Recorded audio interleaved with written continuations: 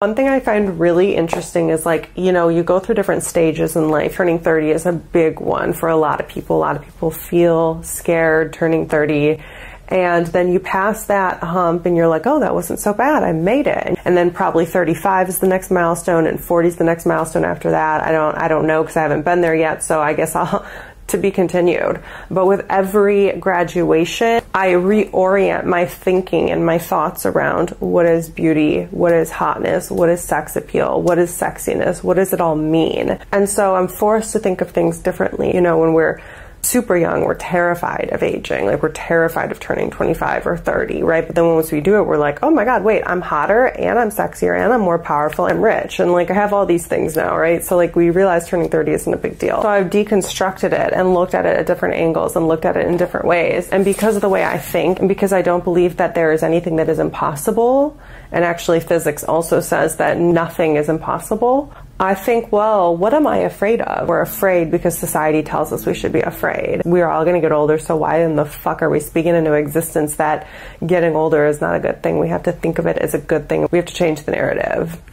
Point blank, period. We have to have things to look forward to. We have to have a vision for our lives that excites us, that we constantly have to reinvent ourselves and look at things in a new way and overcome new limiting beliefs. But what I know for sure is it's always a new set of limiting beliefs that come in. It's never something that actually is going to be written in the sky, a truth that just comes over you that says, now that you are 40, you are not allowed to have X, Y, or Z. Now that you are 35, you are not allowed to behave in this way anymore. Now that you are married, you and a mother, you cannot behave in this way. Now that you are 60 years old, you can no longer wear a bikini. Like, these things in our head, like we have in our society, we have to get over them. Like, these are just limiting beliefs that society says, and like, fuck what society says. This is a super fun topic for me because I'm obsessed with mindset and limiting beliefs and the way that we think, and I'm obsessed with all of that. I'm also kind of unavailable for not feeling sexy and hot because that's been like such an integral part of my life, because I know that like physically, like I'm sometimes not conventionally hot, like I'm sometimes conventionally not pretty, but I don't care because I claim it. Even though I'm not the prettiest, even though I'm not the most physically beautiful, even though I'm not don't have the most perfect body, it's like I still claim it. So I know it's possible to claim it no matter what age you are, no matter what you currently look like. Like, being in your sexually reproductive prime, like between 20 and 40, is attractive in one sense, right? Like, I don't really want a man who is above 45 to reproduce with. It's a very primal type of attraction. It doesn't really have anything to do with like your inherent sex appeal, your inherent attractiveness, your inherent beauty. It has nothing to do with that. Like, I understand being in your sexually reproductive prime, and then I look at that as its own thing, right? I look at it as its own thing. I don't look at it as like the only thing that's going to make you attractive, because I find men who are above 45 very attractive for different reasons, but I wouldn't necessarily want to have kids with a man in that age bracket. This is the way that I've organized it in my head. I've had to compartmentalize those different things in my brain because I just couldn't wrap my head around not having a sex life when I'm 50. I just can't imagine. I think the energy and the vibration of sexuality is like so potent and like makes me feel so alive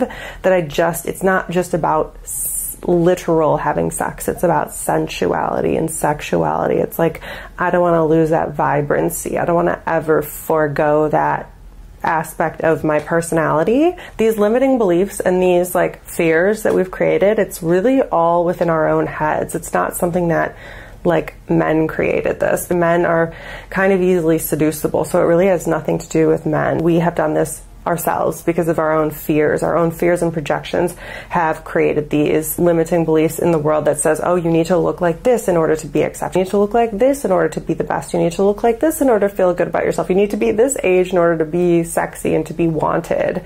No, you're to be wanted and feel sexy whenever you are called to feel wanted and feel sexy. Like, part of these limiting beliefs manifesting is saying, well, when you're a mom, you can't behave that way. When you're a mom, you can't do this. When you're a mom, you can't do that. Like, part of the reason why we say those things, we are afraid that we can't even have it, so we might as well just settle. It's like, why are we trying to tame? It's like we try to tame ourselves as we age, and it's like, no, like, you just have to have vision. You have to not compromise, not settle, not be unwilling to not have this energy in your life. Like, Why would you ever forego it?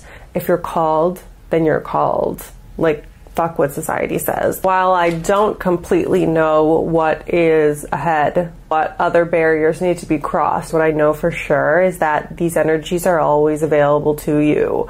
These energies, like just common sense, logically, these energies are always available to you. And a lot of these stories about beauty and aging and sex appeal and vitality, these are stories that we've been fed, that we ate, that we are now creating. Men are not even creating these for us. Our own fears are creating this existence for us. It's our fears. What I know for sure is if you want something, the only thing that stands in the way of you and that thing you want is your brain.